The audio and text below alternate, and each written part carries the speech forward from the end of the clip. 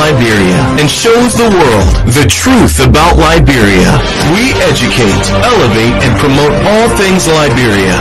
We conduct interviews, panel discussions, debates, and more.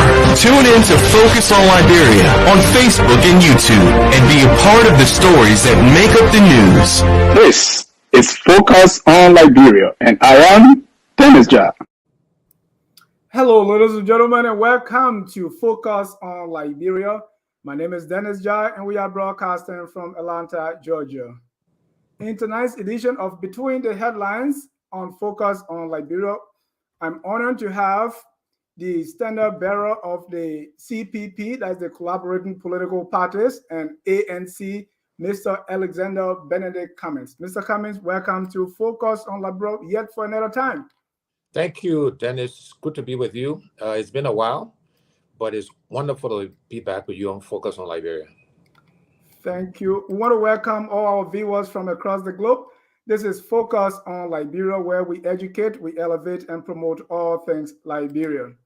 Mr. Cummings, to start, how are you? Or you are in the States, where specifically are you, and how all the things you came to address? Dennis, I'm doing well. Thank you. I always say I'm blessed. I'm in good health. The family is well. My wife, Teresa, our kids, our grandkids are all healthy.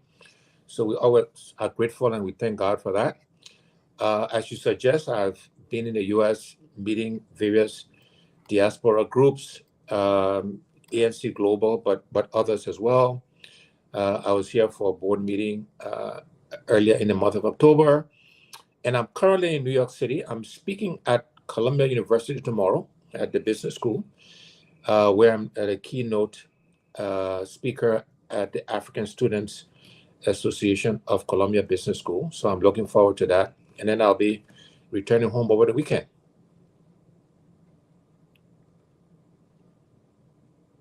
Thank you, Mr. Cummings. We are happy to have you.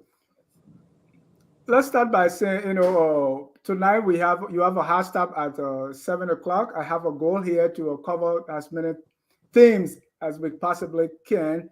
So let me start by saying most of I've been kind of reading and making research before this interview. What I found is this idea of where was Mr. Cummings when we were in the war? Is he one of us? That notion has not gone away. So let me ask you this. The period of 1990 to 2003, where was Mr. Cummings and what specifically did Mr. Cummings do to impact the life of Liberians? And let me give you some examples. There were some peace meetings. What was your involvement? After the war, there were people trying to get help to Liberia, being it through ECOMOG or breaking an end to the war.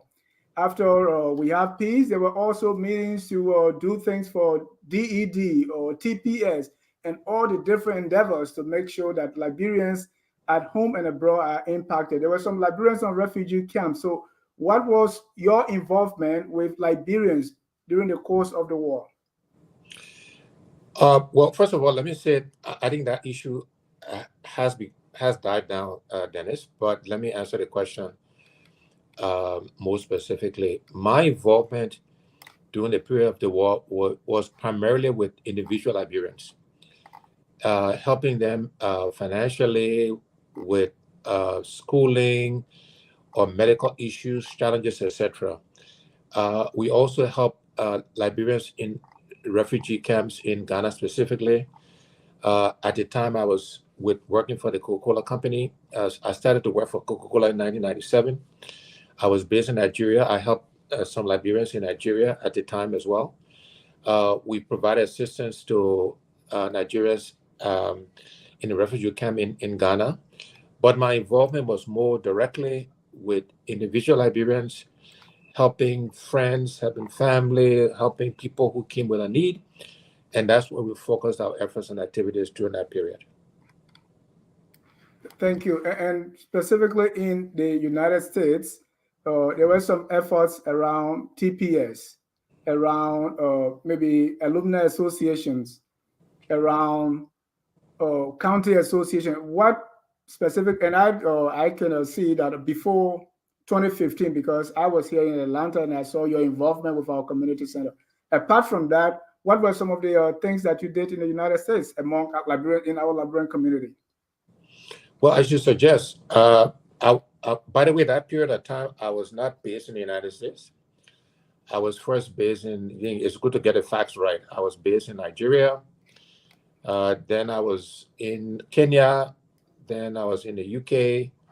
Then I was in South Africa and so on and so forth, right? Part of the time I was in the US, but not the entire period of time. Again, just to get the facts right. And as I mentioned, we were helping individual Liberians, including people in a refugee camp in Ghana, and individual Liberians in Nigeria, et cetera, et cetera. In the United States, when I moved to US, full-time in the US, I was involved in the community in Atlanta, as you suggested. I supported the CPP Alumni Association, as well as the Cuttington Alumni Association. In fact, I got an award from Cuttington for my support to that Alumni Association and to CPP as well. So that's how I was also involved when I was full-time in the U.S. With those associations and with the community in Atlanta.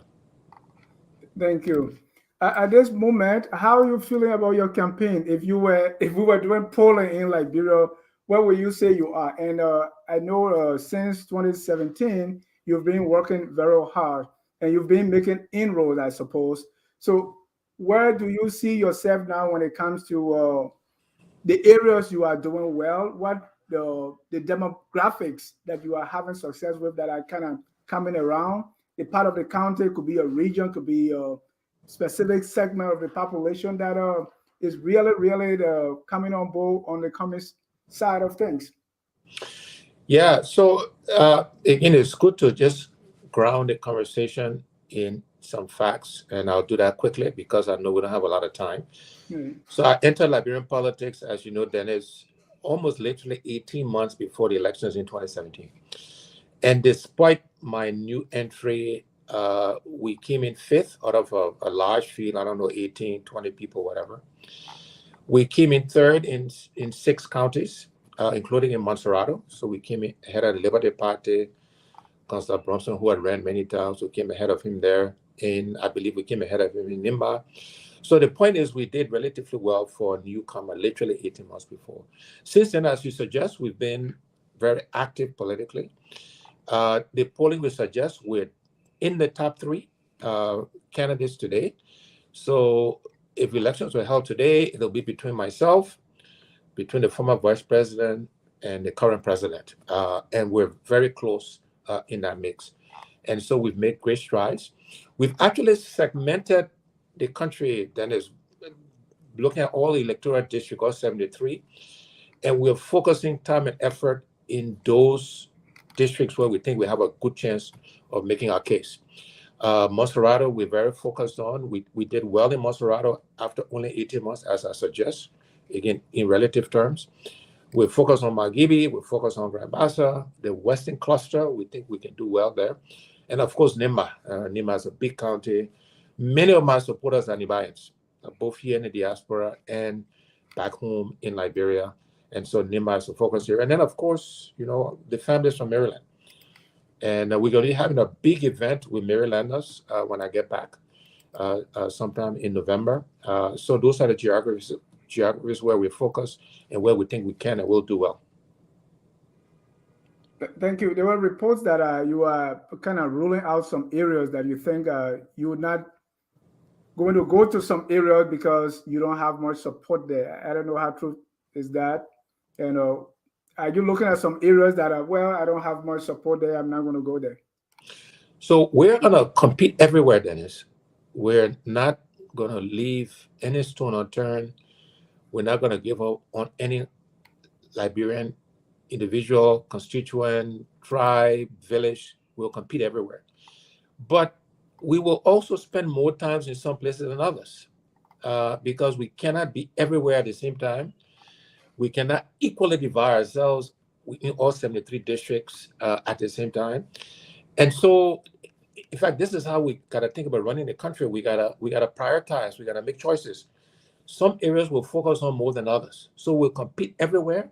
We'll be everywhere. We'll visit every district in the country.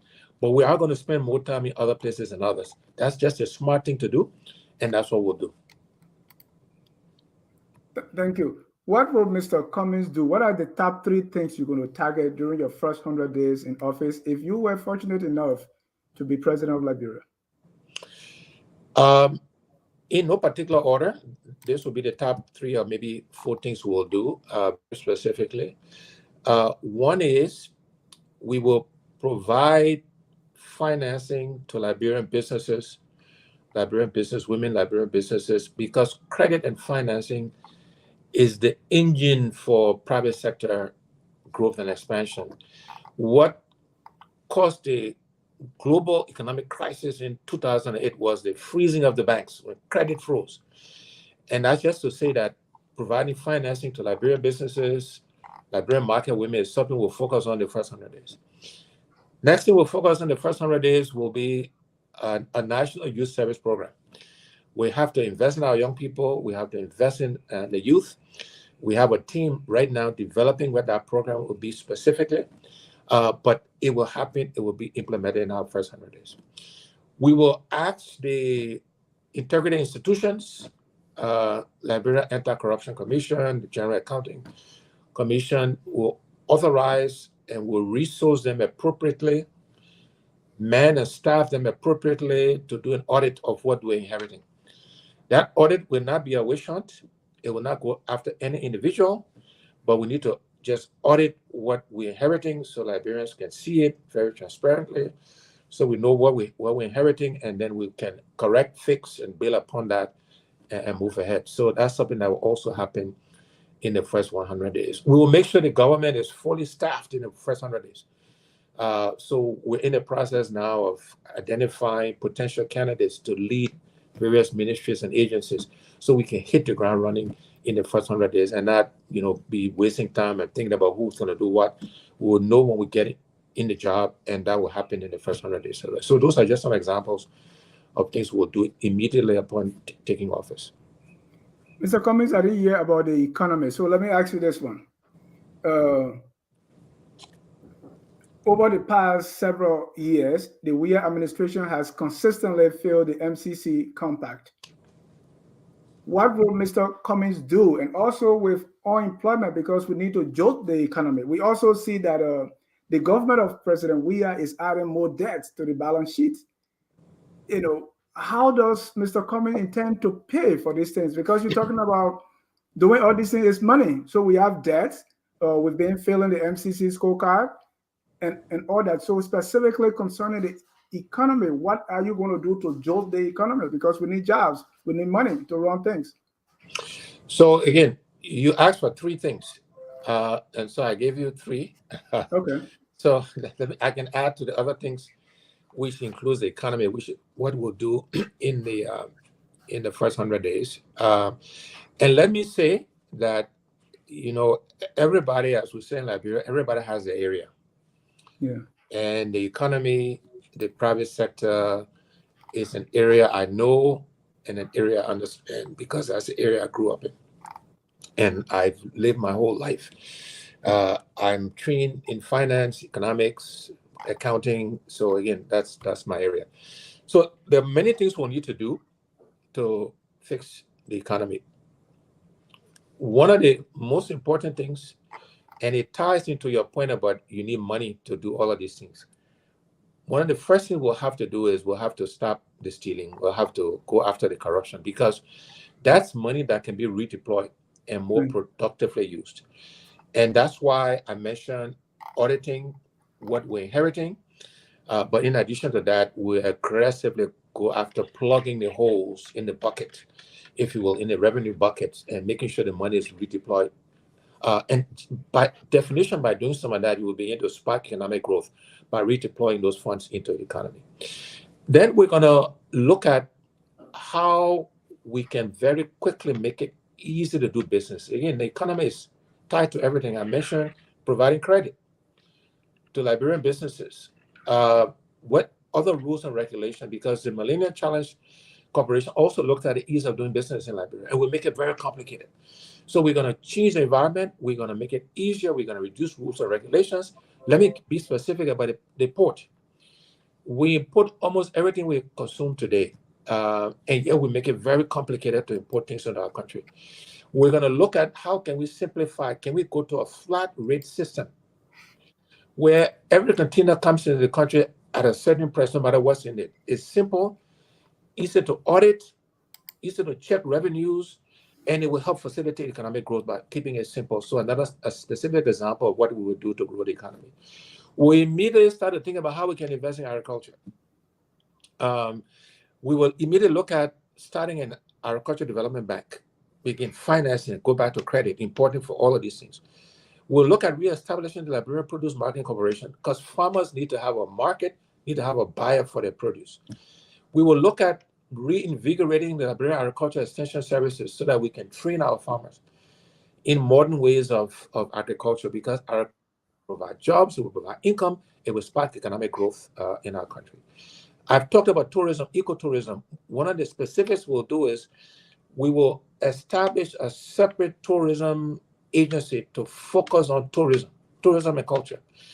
And that's a specific action we'll take so that we can begin to focus on tourism. It will create jobs, it will bring in income to the country. So that's the specific action. These things will not all happen in the first 100 days, but we initiate these actions in the first 100 days so we can see the benefit of that in the first year, 2 years of my administration. So the issue of corruption, you talk about plugging the holes. Specifically, how are you going to do that? First of all, we are going to punish, there'll be consequences to those people who steal. Because today in Liberia, you can do almost anything, not just stealing, and get away with it. And so, reestablishing rule of law, punishing people who steal. I keep making a statement that I hope somebody close to me does something stupid so we can set the example that we're serious about laws and about consequences for people not obeying the law. So consequences, punishing people who steal, 1. 2, we'll use technology. We need to, again, this will not happen on day 1, but we need to start thinking about how we can implement e-government, because technology will help us plug the holes with this thing called corruption. The former managing director of the National Port Authority was sanctioned by the U.S. government, as you know. That's why I mentioned the port. That's why I mentioned simplifying rules and regulations. It makes it easier to catch. Let me go back to the port example. If we go to a standard cost per container, no matter what you bring in, easy to monitor. If there was 10 containers in the morning and they're all gone by the end of the day, the custom, and it's $1,000 per container, for example, the customs person owes the government $10,000. If he only has $9,000, I don't need a lawyer, I don't need an accountant. He's told $1,000. Simple. So simplicity is part of the reason how we'll get as this thing called corruption. We gotta pay Liberians a living wage, civil servants. This government, quote unquote, harmonize people's salaries and then don't pay them consistently every month. So we'll not be able to restore back immediately to where they were before, but we're going to increase civil servant salary so they have a living wage. So the incentive to steal is reduced. Because today, by the middle of the month, a teacher, a police officer, healthcare worker, money finished. They are going to do what they need to do to support themselves and their family. So we can pay people a living wage. It will help economic growth. But again, there's another way we can get to reduce corruption, because then when they do steal, we will go after them and punish them and put them in jail. So those are just some examples how we go after corruption. Thank you. Let's go to the issue of rice. Quite recently, there was rice shortage on the market. And this issue has been for a long time, 1979, and it goes on and on and on. How does a Ellis Cummings government intend to address this rice issue that is solved once and for all? Wow, there's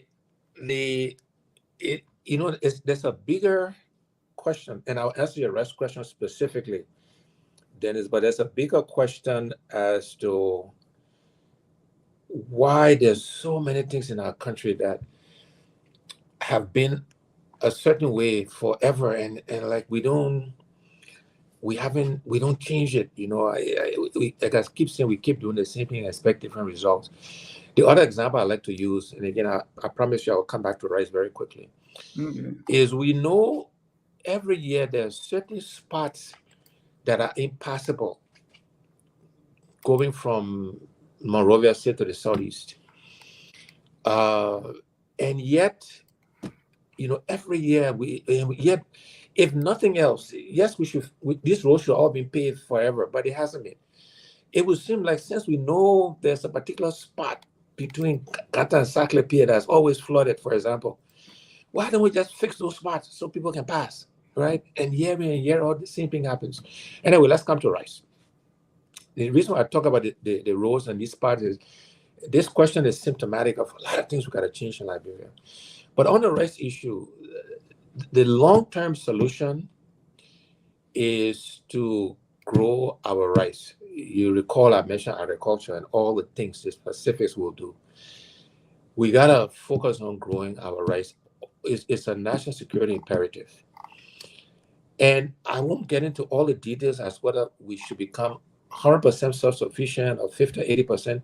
There's economic arguments where you can make decisions differently. But anyway, the point is we got to start growing rice to feed ourselves. First, and that's not an immediate solution, but ultimately that is part of the solution. The second thing we have to do, and it's long-term as well, and I'll come to some more immediate actions, is we got to encourage the diversification of our diet, right? So as we improve the agricultural sector, growing cassava, you know, for example, right? In addition to rice, plantain, so that we're not as deep, and that's a long-term change, by the way, but we got to start that process, right? So that's another way we can kind of reduce the dependence on rice. On a shorter-term basis, the government has been subsidizing the price of rice. I don't think that's something we can cut off immediately. Over time, that's something as you grow rice, as you diversify the diet, you want to reduce the amount of subsidy, but the subsidy has to reach the ultimate beneficiary. And that's the Liberian people. And this is where again the corruption, the stealing comes. Because apparently $13 million was allocated for rice to subsidize the price of rice, to keep the price low because the world market price is higher. That money never reached the importers, or all of it didn't reach the importers. And that's what generated this most recent crisis. And they blame everything else. That's the fundamental reason why. Because the importers are refusing to import at a loss. And so again, stopping the stealing, if you're going to subsidize, let the money reach so that rice can be in the market. Over time, as we diversify our diet, as we grow our own rice, the price of rice may need to be adjusted. But in the short term, given the hardship, it's not practical. We can't afford to starve our people. And so those are the ways we'll begin to address the whole rice issue. And then as you grow the economy, as you create jobs, as wages rise, people will be able to pay more for all of the goods and services, including rice. And that's where you can begin to reduce the amount of subsidy and redeploy that money into other things, like back into agriculture, for example. Thank you. And I have a question follow up on that, but if you can adjust your camera a little bit so that there's a little shadow on your face when you kind of move back. So we'll take a short break, a 1 minute break, and then we'll be right back as you make the adjustment.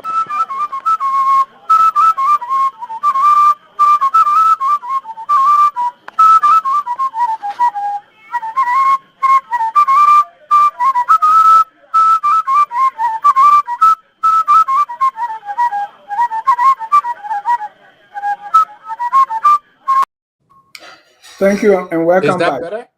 Yeah, that's better.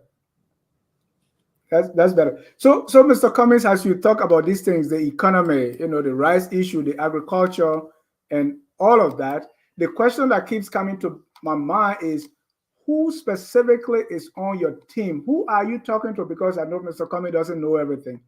So who are the people that are on your team that we can look at and say, yes, these are the people that are advising Mr. Cummings on the agriculture issue, on the economy, on healthcare, because those you have around you will give us an idea about how you are thinking about these things as a potential president. So, who are the people on your team that are helping you craft policy on, let's say, agriculture, on the economy, and so on and so forth? So I will be, among other things, early in 2023, we'll start to announce the people we have working on all of these different sectors. And let me tell you why uh, we have to be deliberate and we got to be careful and cautious about who we name. Because as we all know, Dennis, this government will go after these people if they know they're supporting me. Because some of them are either in the government or they do work for the government, they have contracts, or their wives, or some family members. And unfortunately, we have an environment where people get punished for their political point of view. And so we want to be careful in naming people publicly. We want their acquiescence, their agreement to do so. It will be a combination of, we're going to actually name more people who will endorse us, who will be part of our campaign team across the country. We'll be naming our subject matter experts across the various sectors. Some of them will choose to remain in the background and will respect that. But I also understand the question and the need for Liberians to know who is on the team, who is helping us, because it will help define the kind of government we'll have. And my commitment is Mr. Cummings, that early next year, we'll begin to name those people. the reason I ask is when I look at your plan, it's still not telling us the how. So I'm wondering if you actually have people in the background who are crafting these policies, basically. We have people working on the background crafting those policies, but let's talk about the house, though. I mean, when you say, be specific, when you say we're not saying the house, let's talk about agriculture. We're saying we're going to invest in agriculture. How are we going to do that? We're going to set up an agriculture bank to provide. Let me even start over. What do you need to be successful in agriculture? You need to make sure ultimately your farmers are prosperous, that they make money from growing and selling their product. For them to do that, they had to have money to buy seeds, to buy fertilizers, to buy equipment, et cetera, et cetera. How are we going to help them do that? One, as I mentioned, again, this is in no particular order, we will form farmer cooperatives. We will reinvigorate the agricultural extension services, because when they work together, it will create scale. They can buy fertilizer in bulk, seeds in bulk, equipment, et cetera, et cetera. If we have a financial institution, which we used to have in Liberia, that will provide the financing to do these things. If you re-establish Liberian Produce Marketing Corporation, so that what you cannot sell domestically, LPMC will buy and export it, you solve the issue of, farmers' products going to waste, spoiling because they don't have somebody to sell it to. So those are some specifics in terms of how we plan to reinvigorate the agricultural sector. And I think that's a clear how. In picking a vice president, many have in the past gone to what they call vote-rich counties, right? Some will leave their parties and go on what I call efficient expedition of who they think can make them to win. Some look for vice president, like in the United States, they look at area that they has presidential candidates that they are lacking or a little deficient, and they want to find someone to be able to fill that little gap. When it comes to Mr. Cummings picking a running mate, a potential vice presidential running mate, what is your yardstick? What will you be looking for? So look, it's all of the above, and then it's whether you're in Liberia or any other democratic country that has a similar system of president and vice president, whether you're in Nigeria, Ghana, the United States, all of those considerations are part of what you look at. One of the things you didn't mention that I would just add to that list, because the list includes everything you said: geographic balance. You got to look at tribal balance. You can't ignore that. Ideally, gender balance. is a consideration, but also the person's qualification, the person's history in our country. Are they qualified to be president if something happens to me? That's a major consideration in the mix. But everything else you said, we have to look at geographic balance. We have to look at what constituency the person brings. We had to look at the history of the back, and we have a committee that is working now on identifying the criteria specifically. The committee is identifying potential candidates for the vice presidency. They will interview those people, talk to them, and try to measure them versus the criteria. They will recommend a list of 4 or 5 people for me to choose from. And again, I hope to make that decision, if not by the end of this year, very early next year. But everything you mentioned will be part of the consideration set. In the case of President Obama, he did not have a foreign policy of experience, so he picked Joe Biden. Is there anything that Mr. Cummings lacks that you'll be looking for in your vice president to make the team strong? There's no one variable in my mind that outweighs the other. All of these happen because nobody will bring everything to the party. Right. And so we will look at what the individuals brings holistically. So if there are 4, 5, 6 things, the criteria, who brings the most is something we'll consider. And of course, something I didn't mention, the chemistry has to work between the person and I. We gotta trust each other, very important consideration.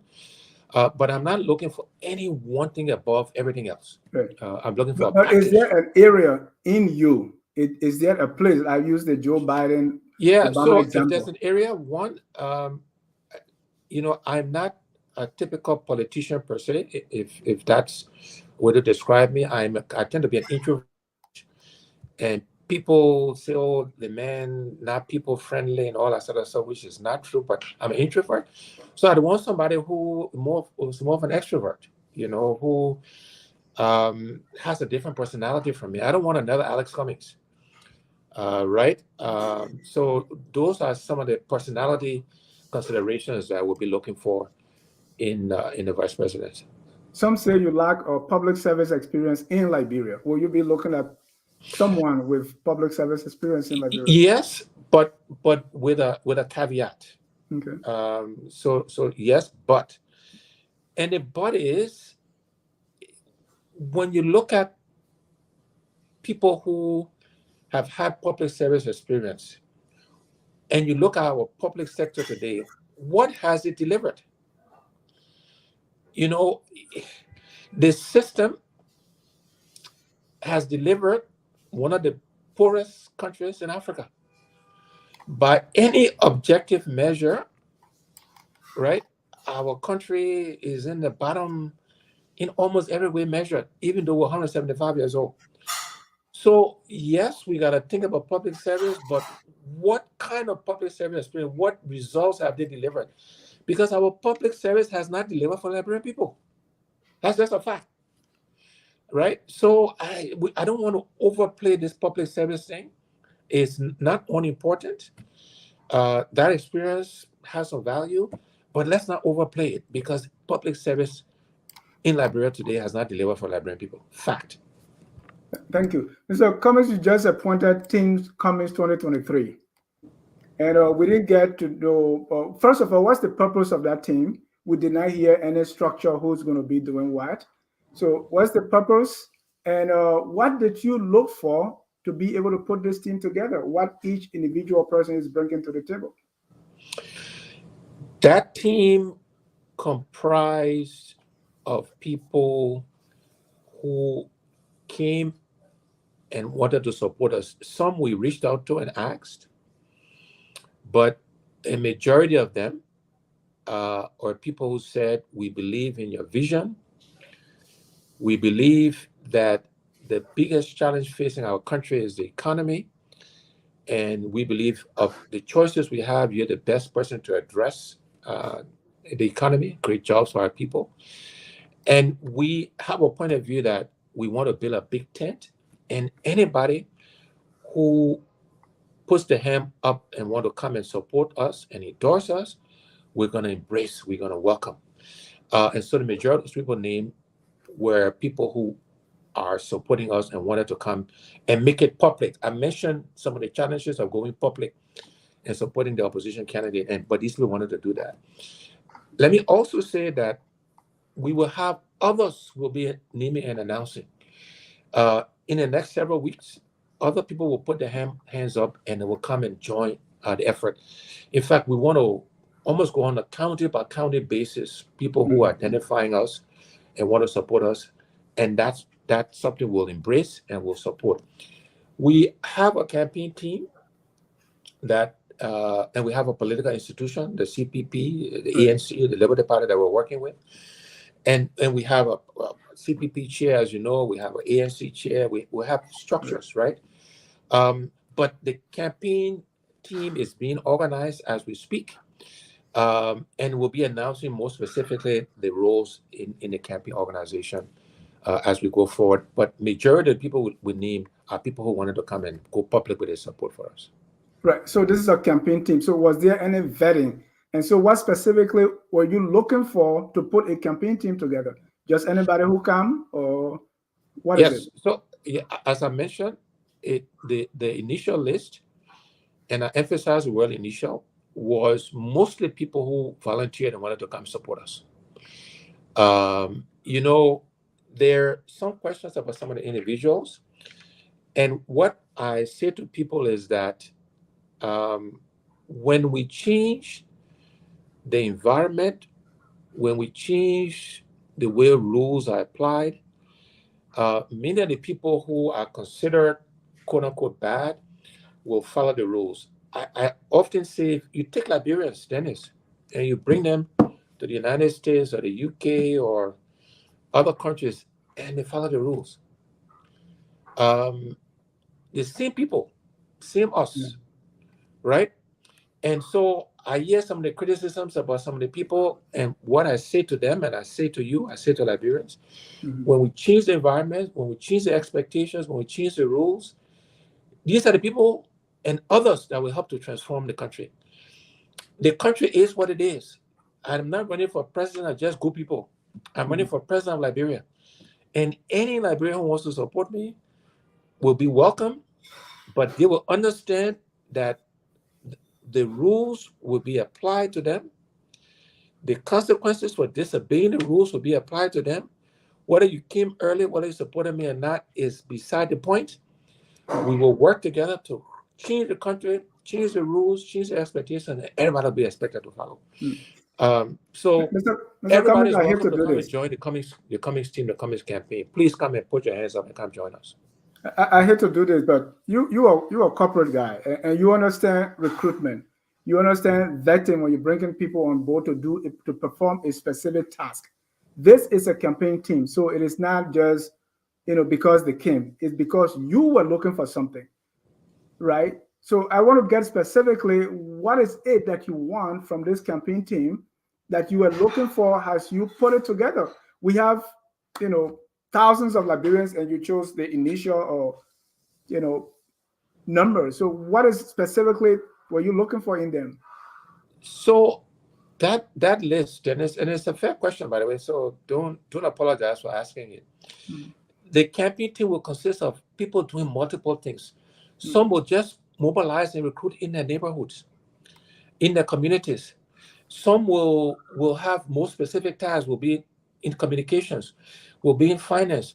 But a lot of them will just mobilize in the church, in the mosque, in the communities, in all around the country.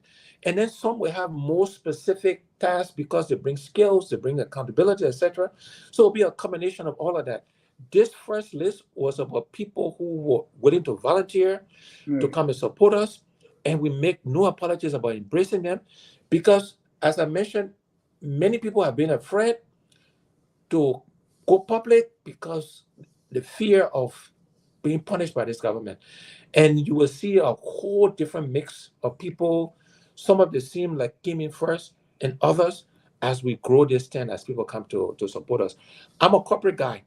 When when you go to make changes and restructure, you don't change everybody in the organization. You change a few people, you put a few key people in roles, and the same people you met there change the environment, change the expectations, change the structure, and those people are the ones who give you different results.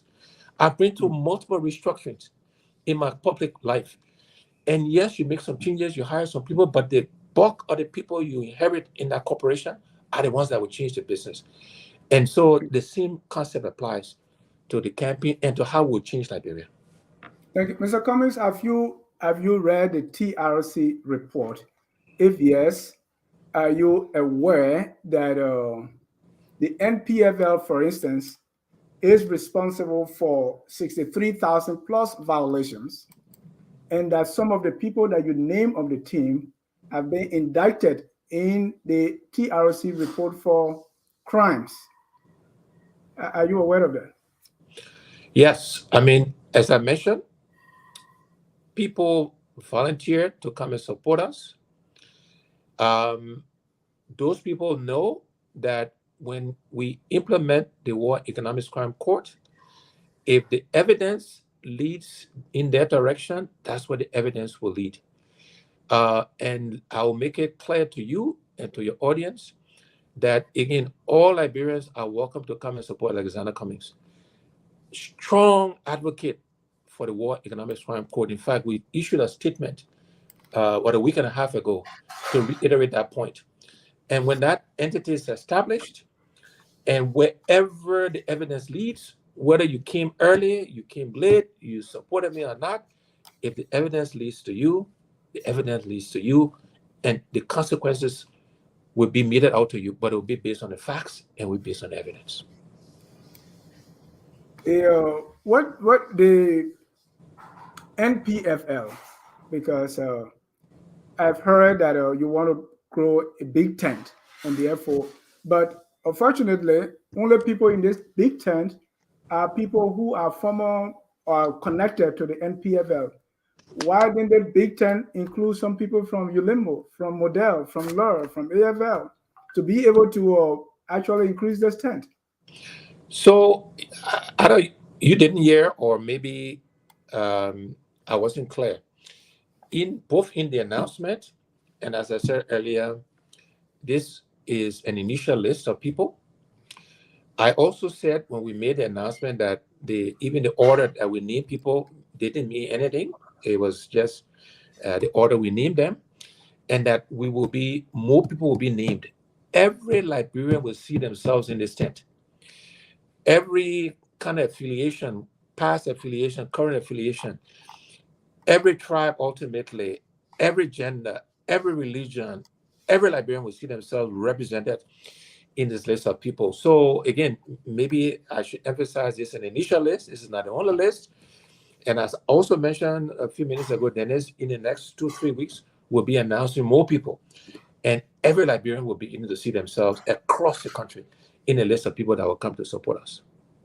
There has been actually an outcry against especially certain people on the list. And here are a few of them because of the role, right?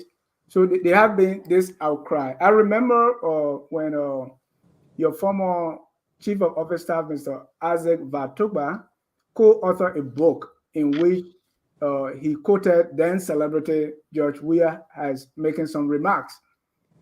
Few people got in the streets to demonstrate, and based on that, you fire Mr. Tukwa from his job. Based on the outcry from the people about these alleged war crimes perpetrators, will you be taking similar actions?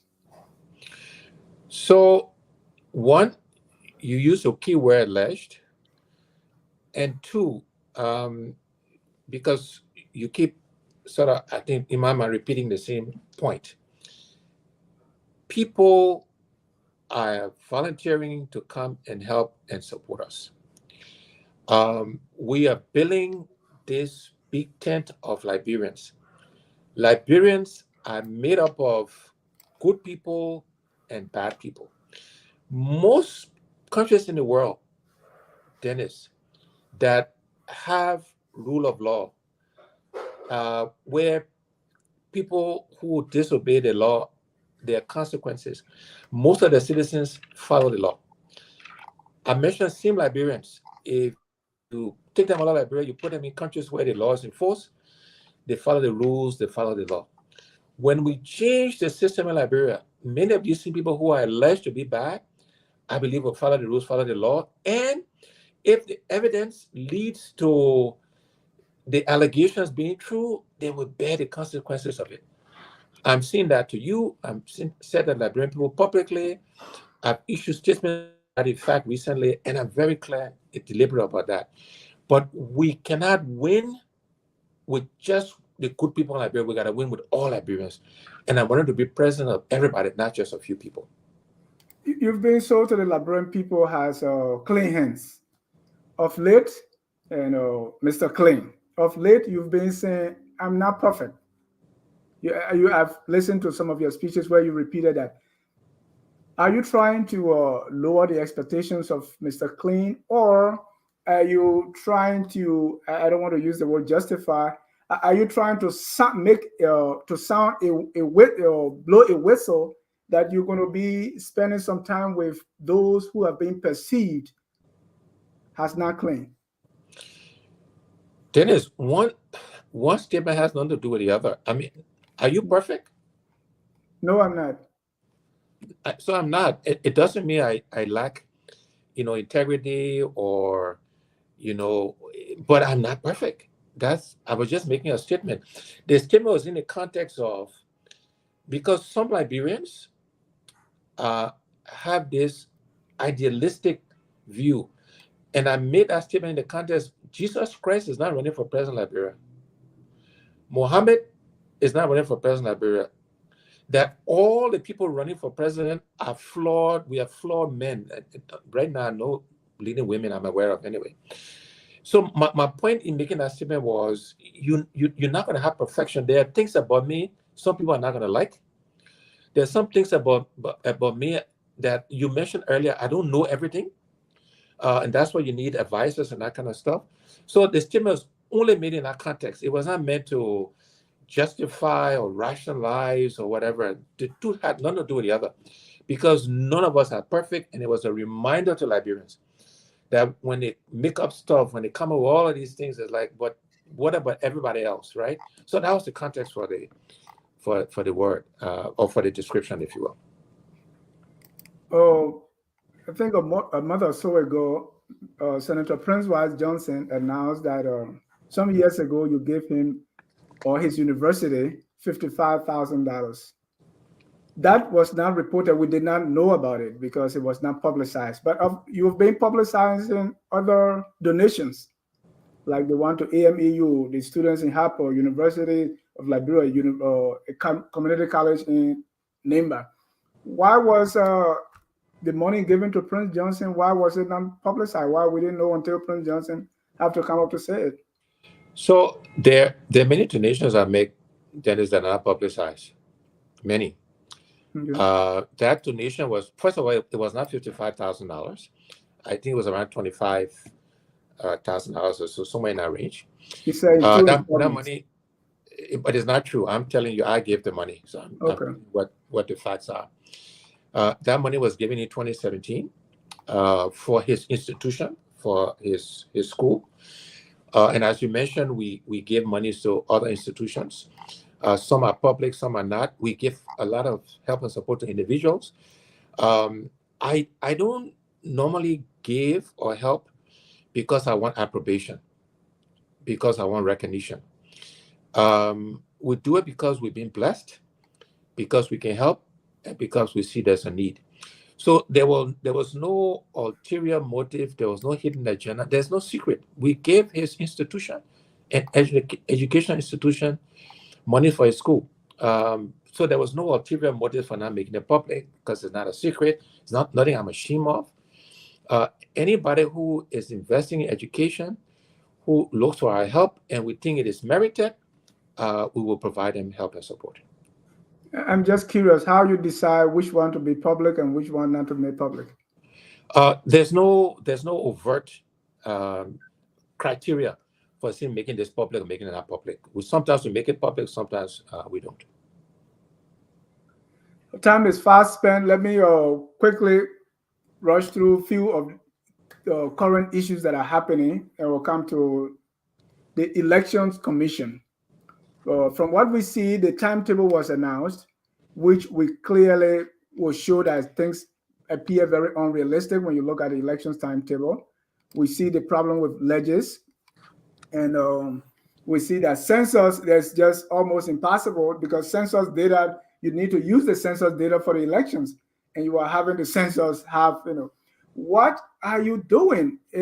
We've not seen, any serious effort on the part of you and the collective opposition to be able to sound a clear alarm, because these things don't seem right. At what point are you going to maybe take serious actions to call the government to book? So, again, in your research, I'm sure you discovered that we were the first, and I think only one, to speak to, first of all, the need for the census to be done, that the government had, not followed our constitution by having the census done in 2018 and had delayed it. So we were the first and only to talk about and demand the need for census. Perhaps that call is the reaction we've gotten today, where they're trying to rush it. But let me say to you very specifically that next week we will be speaking to all of these issues, to the ineptitude, the incompetence that is happening with the conduct of the sanctions, of the census. We'll be speaking to the whole issue of the biometric, the fact that despite the PCC objection to using this Chinese firm for the biometric equipment, the NEC is insisting on doing that. I don't understand why. Again, another example of the rules not being followed, the process not being followed. So we'll be speaking very specifically and very forcefully to all of that as early as next week. As you can see, speaking really has not been able to cut it. I saw that when your name was being dragged in this fraud charges, you went above and beyond to clear your names. What will it take for Mr. Cummings to maybe put people in the street to demonstrate and make sure that these things are not going well in the country, and we need to take a strong stance? We may do that, but I first want to, go the statement route. We may ultimately end up, protesting. So I don't rule that out. But that's not the first place I want to go. And so, as I mentioned, next week we'll start to speak about it. We'll start to speak about it forcefully, because even before you put people on the street, you gotta make the case as to why people gotta understand the importance of this and what it means to them in the future. And so, starting with the statements, starting with the press conferences, is the way you begin to galvanize interest, to galvanize people, to reach out to the international community, which we'll do. And then ultimately, yes, it may lead to that. But let's go through the process and not prematurely, jump to that. So what will it take to jump to that? Let's see how the government reacts after we issue the statements and we call the press conferences and we build up support and we rally the international community. Let's see if they make adjustments, if they change things, then protesting may or may not be necessary. There's a story about 11-year-old Tracy who was kidnapped. 11-year-old Tracy, a girl who was kidnapped and circumcised in Calcutta. There was a 2-year-old boy sodomized by a 14-year-old who was in his care. And also in Bond County, there is a husband, Kokolu, who killed his wife, Noai, because, for some. What specifically will a Cummings government do to stop these acts of violence against women and children when you are fortunate to be president? Will you, for instance, enforce a ban on FGM? Give me some concrete examples of what you're going to do to fight this violence against women and children? So the bigger picture here is that we live in a country where nobody gets punished for doing anything, um, where you can commit all the acts you just described, and you can get away with it. Uh, and this is part of the kind of the lawlessness in Liberia. And in the Cummings administration, the rule of law will apply. Sexual and gender-based violence will not be tolerated. People will go to jail. People will be punished. People will be investigated. Women will not be re-victimized. We will be very clear. Again, when you ask about the 100-day plan, the second go round of the questions, I talked about rule of law. You gotta fix the environment. You gotta fix the expectations. You gotta set the examples. You have to professionalize law enforcement and let them follow the evidence. And ultimately, people have to know they will be punished for committing these acts and any other acts of violence. We also got to engage the Liberian people in this effort, because oftentimes families will get together and like, oh, there's your uncle, your brother, your father. You can't do that. We have to have this conversation. Any of these acts by anybody has to be punished, has to be consequences for that. And that's something we're passionate about, we care about, and we will make sure rule of law applies in every way, but specifically to sexual and gender-based violence. I asked about FGM. What about FGM? Will you enforce a ban to ban FGM? We will look at FGM, and yes, we will enforce a ban on FGM. Mr. Cummings, who's your all-time favorite president of Liberia? Well, I was a very young man when President Tubman was president. So of the presidents I've experienced, I would say Tolbert, because I was a young adult, was perhaps our best president of the one I've experienced. Because of time, let me ask you my last question. We saw an exchange between you and President Weah back and forth, letters exchange. What did you set to accomplish by that exchange? Exchanging letters with President Weah, who obviously have not demonstrated much enthusiasm in reading. And what did you set to accomplish? And have you been able to realize the objective at the end of the letter exercise? Yeah, so the letter was written to try to be constructive. The letter my initial letter made recommendations to the president. The president responded, and I think in a way that was not becoming of him, of the office. And we decided we were going to take him on in our response to his response to mine. We challenged him in that response to a debate, and he has not responded to that. But what I hope it shows the Liberian people and the world at large is that we're prepared to call the president out for his mismanagement of the country. In that process, we also always try to make recommendations and offer solutions. But I hope the Liberian people see and saw that our president doesn't understand his job. He's not leading our country. I think through that exchange, they see the incompetence and ineptitude of the president and his government. And I hope Liberians and other supporters of Liberia see that we have an alternative. Somebody who understands the issues, who has the experience, the skills, capability, the desire, and the passion for changing our country and who will fight for Liberians and will take on anybody.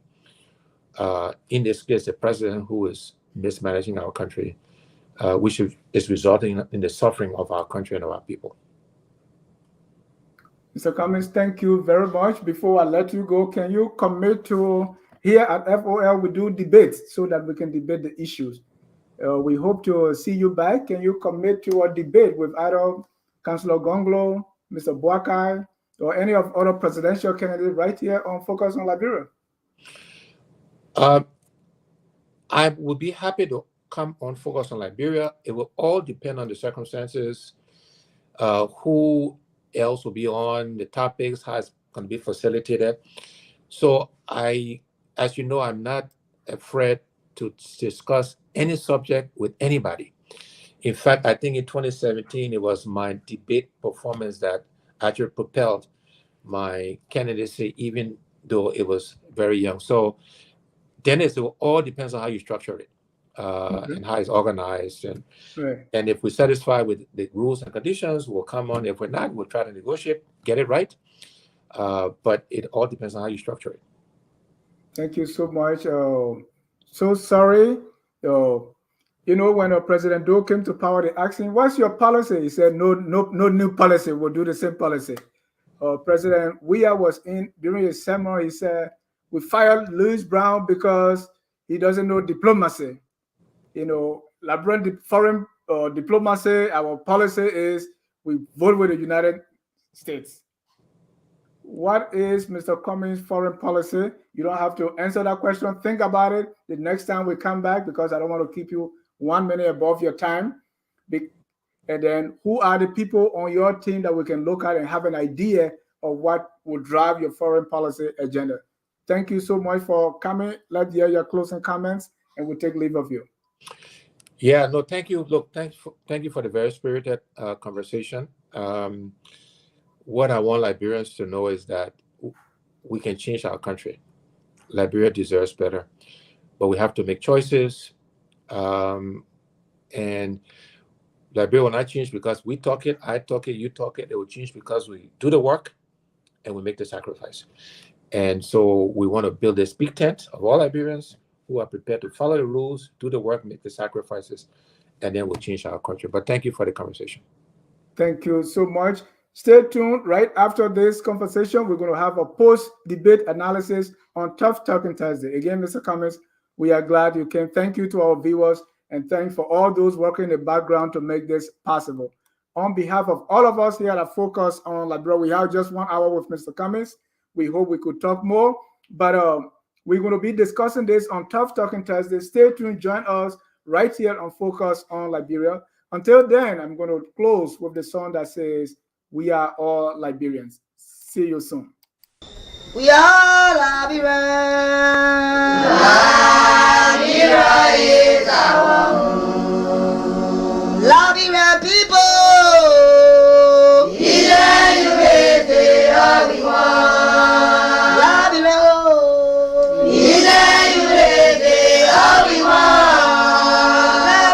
Liberia.